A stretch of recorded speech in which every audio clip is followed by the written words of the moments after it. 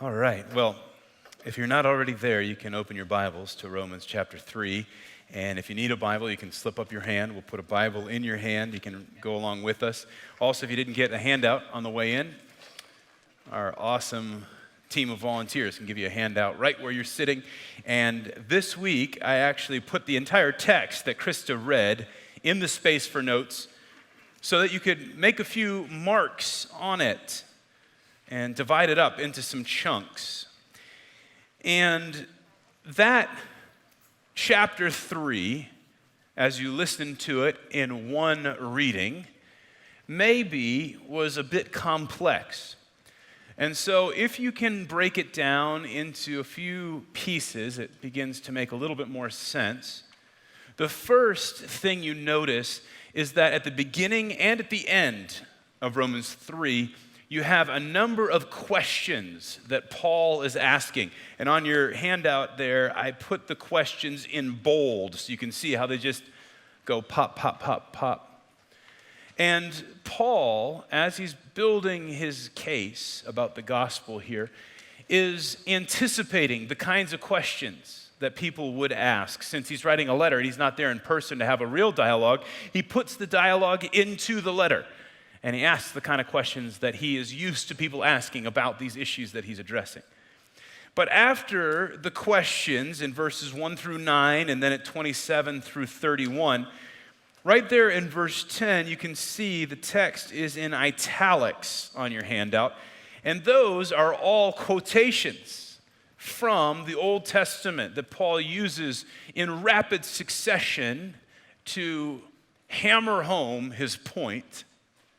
And then, finally, you get to verse 21 through 26, where Paul speaks about the one qualification necessary for people to receive the grace that God provides. So you've got questions at bookends, then you got that list of quotations, and then you have the qualification. And I haven't alliterated with the letter Q this much since the Dr. Seuss book talking about the quick Queen of Quincy and her quacking quackaroos. So let's move past the letter Q. And as Lauren mentioned during the hosting and announcements time, a couple weeks ago we did a live survey in the room. A bunch of you participated. And that survey highlighted something very simple but also relatively rare about our congregation. More than 50 years ago, Dr. Martin Luther King Jr. talked about how it is appalling that the most segregated hour of Christian America is 11 o'clock on Sunday morning. And yet here we are at Grace Snellville. Here we are. And yet here we aren't actually demonstrating that quotation. The results of the survey reveal that as a whole, we are in many ways very diverse. And so Lauren mentioned the different age groups and how we trend younger. In fact, I think we've got a few slides of this. And I'll give you the percentages. These are actually the slides from your survey at 10:45, but I'll give you some percentages just based on the entire gathering. So about half are under the age of 23 or so. So we trend younger, but we do have folks from all sorts of different generations, very diverse in terms of age. Then education, we trend to be quite educated. So the next slide shows, I think, that about 68%, there it is on my notes, 68% between the two services of our people have either gotten their undergraduate degree or a graduate degree. Now, the average in Gwinnett County for adults is 35%. Then the next slide, you guys responded overwhelmingly, 88% between the two services, that your faith is either a regular part of your life or the most important thing about me. And so as I was sharing these statistics with our staff team last week at the staff meeting, Aaron, who's leading worship this morning, interrupted me and goes, "Stalls, so you're saying that we are the youngest, best educated, most faithful congregation in town?" Yes, but that's not the point. Our religious backgrounds are varied You got folks from all sorts of different backgrounds. And that's remarkable if you think about Christian history when people fought wars about whether or not you were Protestant or Catholic, if you were into Luther or Calvin or Zwingli. Geographically, most of us come from the South, this next slide, some from the North. But if you put together both ours, 10% of our congregation actually grew up in another country. That's a remarkably high number. Ethnically, next slide, we finished at about 26% non-white in our adult gatherings. When they did a parallel survey in the high school room 2 weeks ago, that number ended up being closer to 50-50, white and non-white. And if you are with our students or you're with our kids, actually the diversity ethnically in our younger ages is remarkably high. The distribution looks quite a bit like just general Gwinnett County. And remember, when you look at those ethnicity numbers, researchers say that if a congregation is past 80-20, majority minority, then it would qualify as a multi-ethnic congregation. And then this last one, together, there were 16% of families who speak a language other than English at home, which means when we talk about neighborhoods, nations in the next generation, like those things, they're not just our mission, that's our makeup. Like we are made up of people from all sorts of different nations speaking all sorts of different languages. Now, yeah, we can bless that. Bless God. All right, good applause. Yes. So that's a quick snapshot of our congregation, and it reveals diversity in a number of different directions. And sometimes when people begin talking about diversity, especially diversity in church, we can feel a little uncomfortable. Like, wait, are we really here about that? Like, can we just come, and can't we just coexist? Do we really need to address it? Maybe even look in those slides. You're not sure kind of where you fit in or if you fit in. And so this conversation, it can be a little bit uncomfortable. And this summer, I started reading a book called Nurture Shock by Poe and Bronson. And it is basically each chapter a summary of research about a different aspect of children and childhood development. And they do this one chapter on children and diversity. And specifically, they focus on ethnic diversity. But what the research shows is that time and again, children just naturally fall into the tendency to distinguish groups and then prefer their own group. So if you get the weekly grace mail that comes out on Friday afternoon, this week I mentioned one study that they did with 4-year-olds and 5-year-olds in preschool. And they gave the group red shirts and blue shirts. And everybody wore a red shirt for 3 weeks in one group, and everybody wore a blue shirt for 3 weeks in the other group, and they all just mingled and everything. And as they observed the kids, there wasn't a noted difference in the way they interacted, but at the end of 3 weeks, they began interviewing the kids about their perspective on the people who wore the same color shirt they did and the people who wore a different color shirt. And across the board, after only 3 weeks, the kids showed a marked preference for their own color shirt. So the people who wore blue, if you wore blue, were smarter, friendlier, more likely to be your friends. And then the people wearing red shirts were more likely to be characterized as liars or mean or not as awesome. And that's just with t-shirts. And then they did more research. They went with 3-year-olds and they sat down and they showed them a whole stack of pictures of people from all sorts of different backgrounds, all sorts of different facial expressions and everything else. 86% of those children sorted the stack and said, I would like to be friends with someone who had the same racial makeup as their own. Right? So they recognized, even at that young age, their own people, and they said, that's who I want to be friends with. When you start studying teenagers and diversity, you find that the more diverse your school is in high school, the more likely you are that your friends will be of the same ethnic background that you are. So the odds of a white high schooler's best friend being from another race are only 8%. Black teens, 85% of their best friends are also black. And if you're in a multiracial friendship, this is the research shows in teenage years, it is highly likely that multiracial friendship depends on one shared activity. It's very, very, very rare that interracial friendships flourish in multiple activities. Usually it's just one activity. And so the summary is that the research shows going to a diverse school gives kids just as many chances to learn stereotypes as to unlearn them.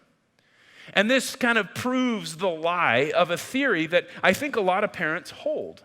A lot of parents believe that if we just expose our children to diverse environments at a young enough age, they'll figure it out. But they do not figure it out. If we just expose our kids, if we just raise them in schools and activities and church, and they are experiencing diversity, then they'll just grow up colorblind and they won't notice the difference and everybody will be happy. But study after study after study after study after study shows that's not the case. In fact, left to their own devices, children will tribe up, prefer their own, and repeat the cycles of segregation that we've experienced for generations. Now, what is the antidote? What's the prescription for change? And the answer is that you have to talk about it. You have to talk about diversity of all different kinds, even if it's uncomfortable or even if it feels awkward as a parent, even if you don't know how to talk about it. Learning to talk about it with our kids is the primary way that we help them actually take advantage of the diverse environment in which they're growing up in rather than become the victim of it. Now, the author of that book tells a story about his own son, and he's a white man. His son is white, and he said he was watching his son watch their favorite NBA team, and his son was pointing out at age 5 that his favorite player on the court was the only white player because he has skin like ours. And the author said it made him very uncomfortable that his son was already at age 5 distinguishing our color skin versus other people's skin in the basketball game. But you got to talk about it. You got to press in. You got to address it. And it's got to be clear. And it's got to be understandable. There's another story about a mother who for a full year reminded her 5-year-old that everyone is equal. Remember, everyone is equal. Remember, everyone is equal. Only to have him ask at the end of the year, "Mom, what does equal mean?"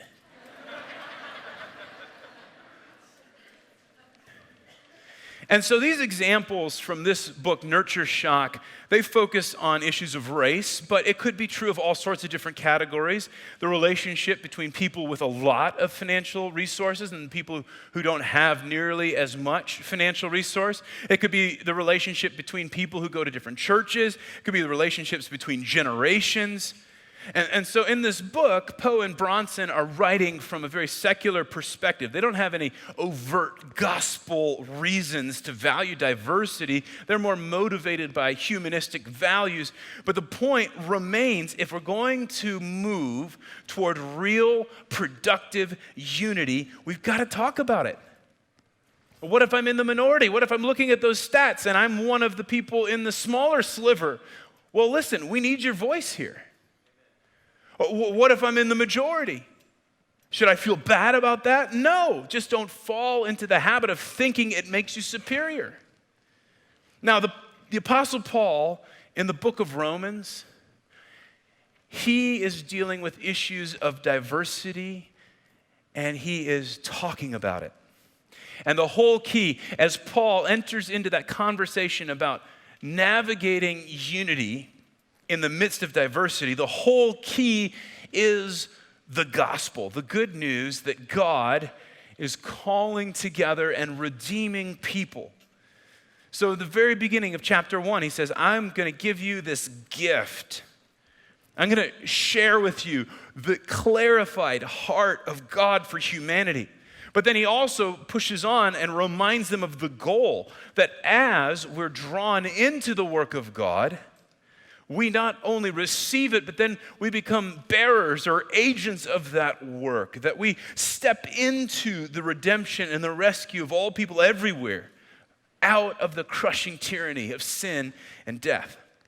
And so the way Paul views diversity and its value in the book of Romans as he's writing to this church, and remember, this church, they are like a volatile concoction in Rome in the first century. They're about to explode. Because if you remember the history, the church started primarily with Jewish people beginning to follow Jesus. Then they recruited some Gentiles in who started following Jesus. And then all the Jews got kicked out of town because of the emperor's decree. And for 5, 6, 7 years, the Jews were out of town. All the Gentile followers of Jesus kept the church going. And then when Claudius died, the Jews came back. And they found things were quite different. They found that these Gentiles weren't nearly as serious about keeping the requirements of the Old Testament law. The language had changed. The way we talk about God was beginning to shift. It was uncomfortable for the Jewish people coming back into that mix. And the church in Rome, as you read the book of Romans, you get the sense it is on the brink of fragmentation. And so Paul says, no. Let me tell you about the value of your diversity and the value of being able to be unified in the midst of your diversity. First of all, because you're diverse, you can reach a lot of people of different kind of backgrounds. But second of all, if you can be truly unified in the midst of your diversity, it will be a demonstration of the power of the gospel. Because people from such different backgrounds, different cultural preferences, different biases, different traditions, different languages, people like that don't just come together and do life at a profoundly personal and generous way like this. But when it happens, it's a demonstration of the power of the gospel. And you get the sense that these issues of reconciling diversity, of discovering unity, are woven all through the book of Romans. That first chunk in Romans 3, the first 9 verses, the questions begin with Paul saying, then what's the advantage of being a Jew? He's just talked about circumcision and how God's interested in the circumcision of the heart, a real obedience of this people. And so now Paul, as he's anticipating some of his Jewish listeners raising objections, he says, okay, let's just deal with them right here in the text. So somebody's going to ask, what's the advantage of being a Jew? And that is a question that relates to the circumcision issue at the end of chapter 2, but it's also sort of a classic self-preference kind of question that suggests some of the Jewish community at least thought they had a leg up on the rest of people. What's the advantage? What's our advantage? Verse 9, another question, should we conclude that the Jews are better? And then down in verse 27, the second bookend where Paul asks and answers a few more questions. He says, can we boast that we've done anything to be accepted by God? Why would we boast? Well, when humans boast, it's usually to assert ourselves better than someone else. And Paul says, no, there's no space for that. And the reason that these are the questions emerging from that Jewish perspective is that many of them in the first century had this belief that they were the chosen people of God, which was true. But in addition to that, there was this extra layer that was sort of like, no matter what we do, we'll always be the chosen people. We're the chosen people. God chose us. We're the covenant people. And we can do whatever. And there's no way that we'd find ourselves on the wrong side of God's judgment. But if you remember from Romans 1 and 2 last week, and if you haven't read that lately or whatever, we preached on it last week, you can listen to it online. Paul's just come off a really significant argument saying both the Gentiles and the Jews are under the wrath of God because of their insistence on getting involved with evil. And so there is this sort of Jewish question saying, whoa, whoa, whoa, whoa, whoa, whoa, whoa. I thought we were better. I thought we were chosen. I thought there wasn't anything we could do that could put us on the wrong side of God's judgment. And then the questions in verses 5 and verse 7, people will say, I mean, even if our sinfulness is real, doesn't that just affirm how gracious God is? I mean, sure, we can go off the track, but doesn't that just make God's kindness that much bigger? Now, here in Snellville, we don't have a huge population of Jewish followers of Jesus in our congregation.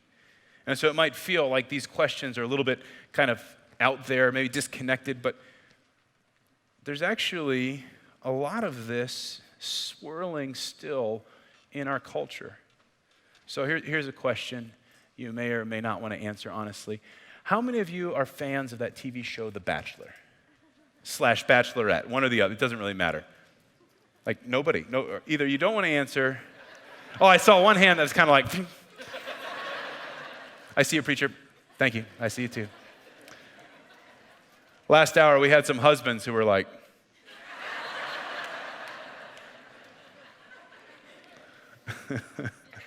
I don't watch it. I read about it to stay culturally relevant in my marriage.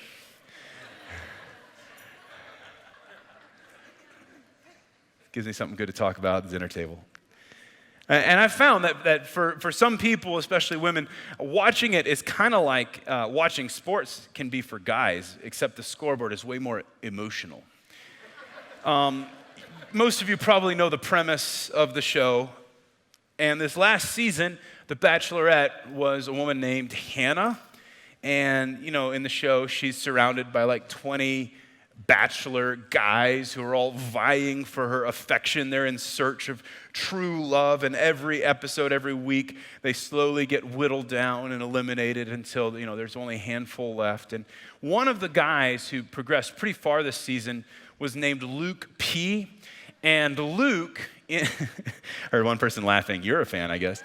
So anyway, Luke talked very openly on the show about his conversion experience with Jesus. And so he brought onto the show a strong conviction that sex should be reserved for marriage. And as the show progresses, you know, sex is not really reserved for marriage.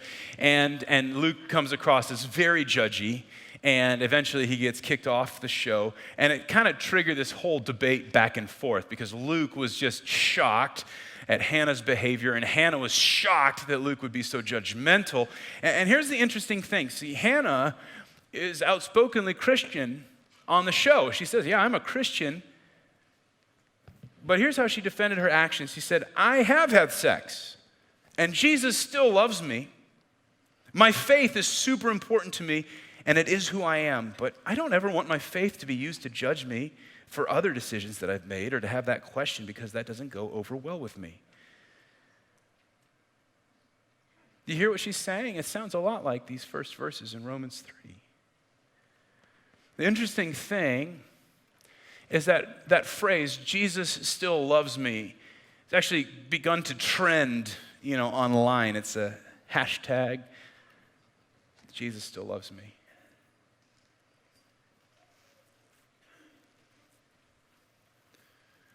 And it's true. It's a true statement. Jesus still loves Hannah, regardless of who she slept with or not. Just like Jesus still loves you and me and all of us, regardless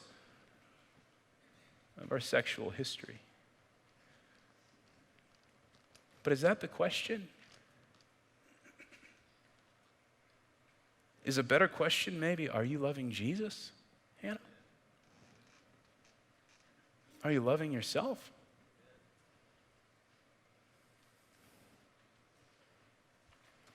And Jesus still loves me. That's a very attractive phrase for people in our cultures. Very attractive phrase to swirl around. No matter what happens, whatever I do, no matter how bad I go, no matter what I decide, Jesus still loves me. And it's true. But you can find in that little phrase some of the same logic that Paul is saying is faulty at the beginning of Romans 3. Jesus still loves me no matter what I do. Isn't that amazing? Isn't God so awesome? Isn't he so gracious and kind that no matter what, he still loves me? That's exactly what people are asking in Romans 3. And Paul says that doesn't work. That's not it. And Paul is clear from Romans 1 and 2 that God is not some cosmic killjoy. God's not a prude trying to keep you from enjoying life.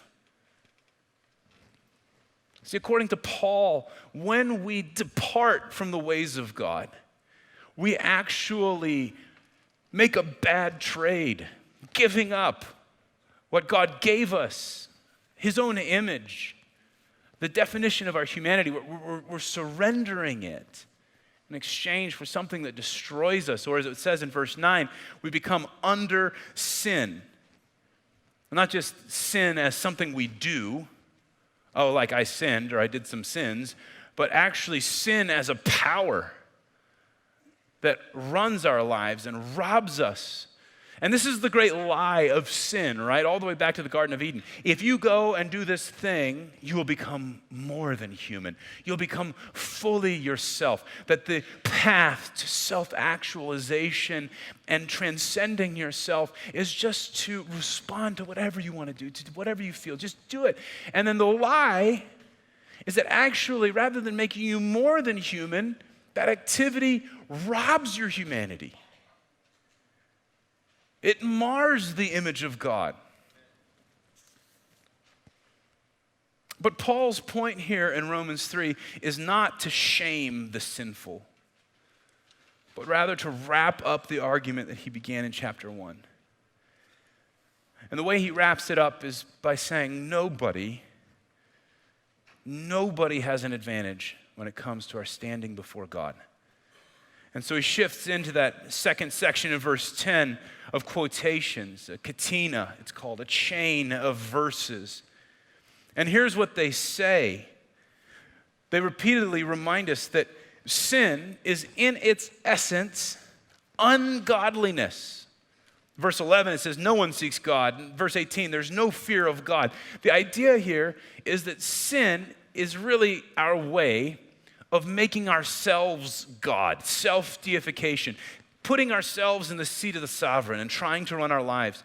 But not only does this list remind us that sin is ungodly, it's also pervasive. It seeps into everything, into the way we talk, into our tongues, lips, mouths, into our feet, our direction. These verses remind us that it just oozes into all of our lives.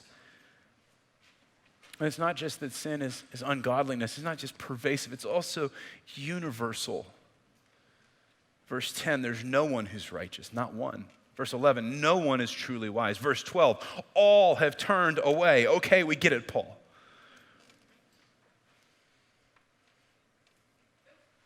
And this is talking about the extent of sinfulness. Maybe some people are more sinful to a greater degree. Maybe some people are less sinful to a lesser degree. But all people fall into these verses.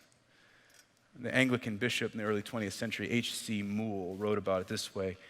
He says, the harlot, the liar, the murderer are all short of God's glory. But then, so are you. Perhaps they stand at the bottom of a mine and you on the crest of an Alp, but you are as little able to touch the stars as they.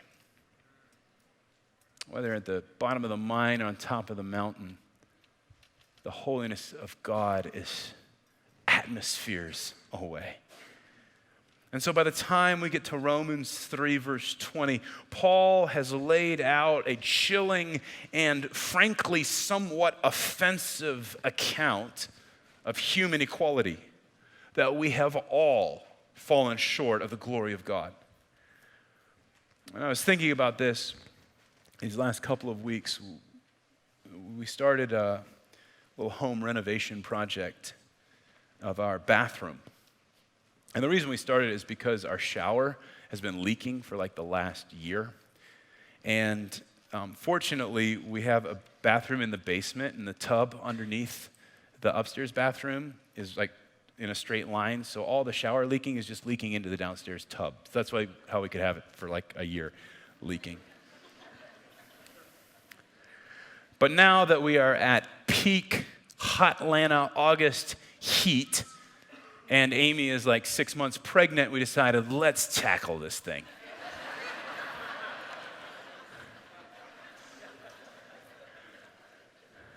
Got a couple of quotes. Let's do this DIY. And so I start the demolition, and I'm first of all trying to come up with a plan for doing a bathroom. And I start looking at YouTube videos, and first off, there's some people who say you can actually just tile right over the old tile. I was like, oh, that'd be easy. But then I thought about that some more, read a few chat rooms. I didn't think that was a good idea. So I started tearing up the tile. I tear up the tile, and then there's a layer of, half-inch Durock cement board underneath. So I start tearing that up, and I get down to the layer of plywood subfloor. And it's not in good shape, and the water's been leaking and everything else. But I'm like, maybe we can save this. And my dad comes over, and he's looking at it. And the way only fathers can do, he looks at it, he says, so you thinking about keeping this subfloor? I was like, yeah, I was hoping I could keep it. Real optimistic, the optimism of youth. And he goes, I don't know if I would do that if I were you. I think you're going to have to take it all out. And I was like, no, Dad, I think it's going to be okay. He's like, pretty sure it's going to need to go. It took me 12 hours thinking about it before I came to his point of view, but he was right. It all had to go. And so, got the Sawzall, start, cutting out the subfloor, and then have to rip out all the sheetrock because it's like infested, and then you've got the insulation in the walls, and it's infested. So this demolition project is just going and going and going and going. And I mean, I would be totally lost in the whole deal without my dad. I mean, we're doing it DIY, WYF, with your father, And he's great at this stuff, so I feel like I have a little bit of hope. But still, it is a big, huge project. And so now finally, we've gotten it fully down to the studs and the joists. No fixtures, no vanity, nothing. It's just bare wood in every direction.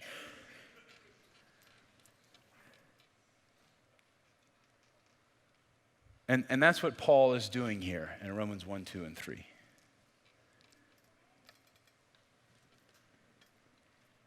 Whether you're a man or a woman, whether you're a Jew or a Gentile, whether you're a moralist or a hedonist, Paul's saying you're in need of renovation.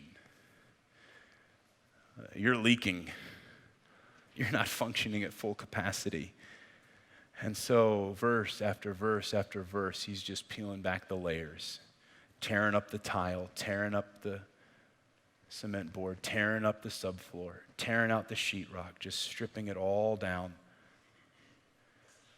And it's a painful process. It's messy. And you read these passages and you can just feel stuff getting pried out of you and things breaking and getting stripped down to the joists and the studs. And just when you're reading and you're staring at the demolition and you're wondering if you're ever going to get to brush your teeth in your own bathroom again, we get to verse 21.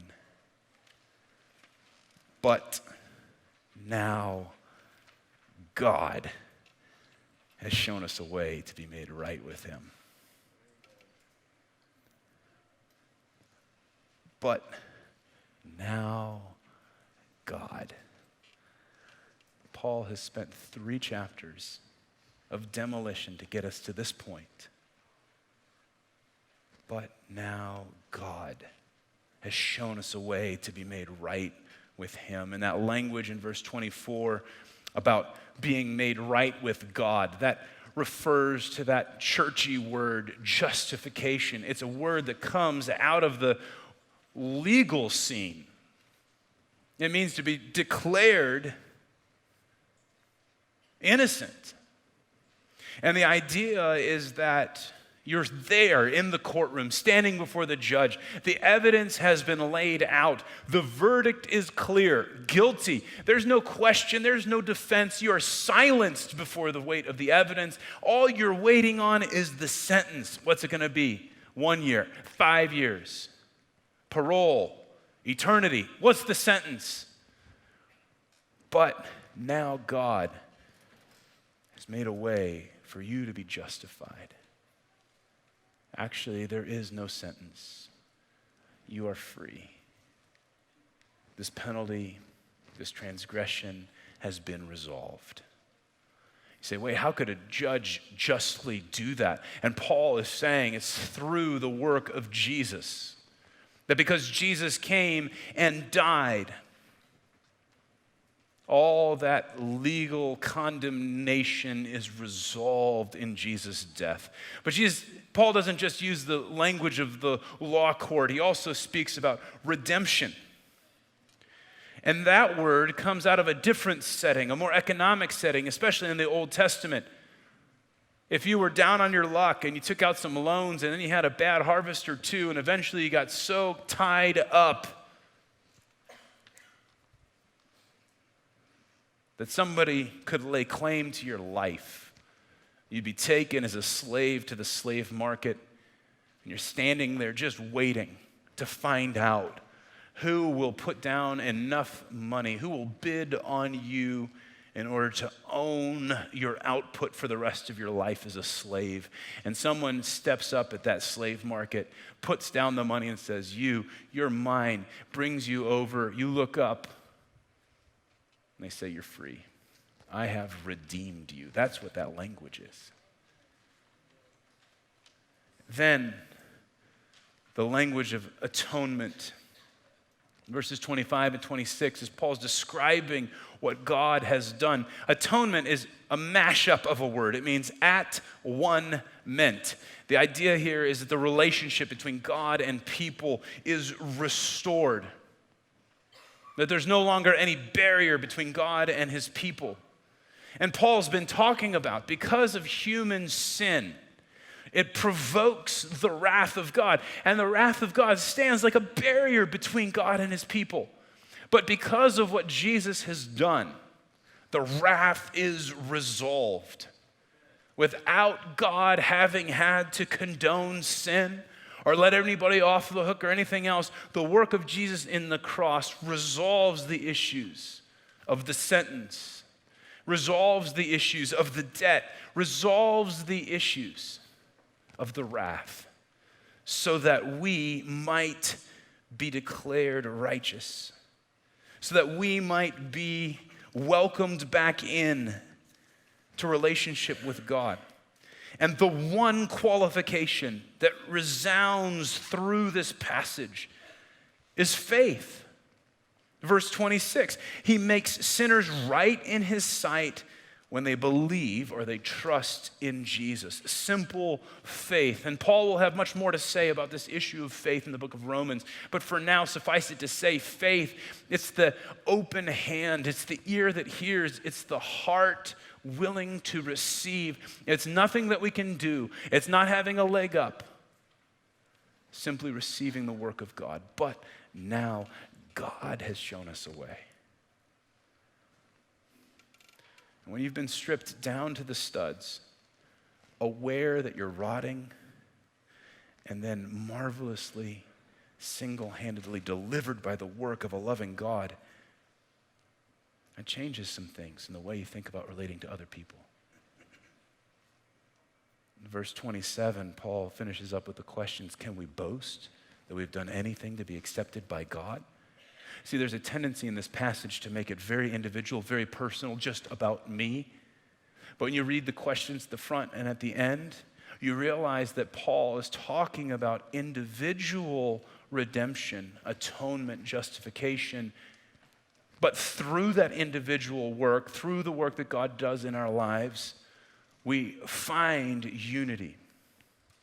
And we enter into community without a chip on our shoulder, without any sense of superiority or supremacy, that we all share the same story, or at least a version of that same story. We can't boast in what makes us better. And that's why Paul ends up, he says, is God the God only of the Jews or also of the Gentiles? And Paul says there's only one God. And he makes people right with himself through faith alone. I want to invite the team up as they lead us in the response. But here's what I want you to hear. Whether you're white, black, Hispanic, Asian, whatever your ethnic background, whether young or old, if you can read or you can't read, if you're illiterate, whether you're rich or you're poor, whether you wear a red shirt in preschool or a blue shirt in preschool, it doesn't matter where you grew up, what language you speak at home, the tradition in which you were raised. If you trust